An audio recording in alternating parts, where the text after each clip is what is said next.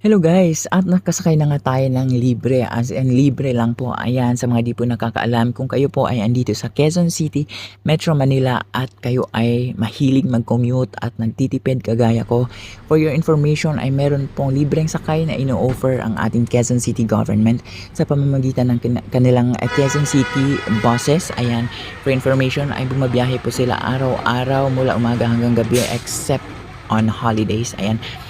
At sa mga nagtatanong kung saan ang ruta ng mga buses na ito, bumabiyahe po sila ng vice versa from Quezon City to Cubao, Litex, IBP Road, Welcome Rotonda to Aurora Katipunan, General Luis, Mindanao Avenue via Visayas Avenue, Gilmore, C5 Ortigas Avenue Extension, and Muñoz, and vice versa po ang trip biyahe nila na yan. Ayan. At matatagpuan lang naman po sila dito mismo sa harap ng Quezon City Hall. Diyan po sila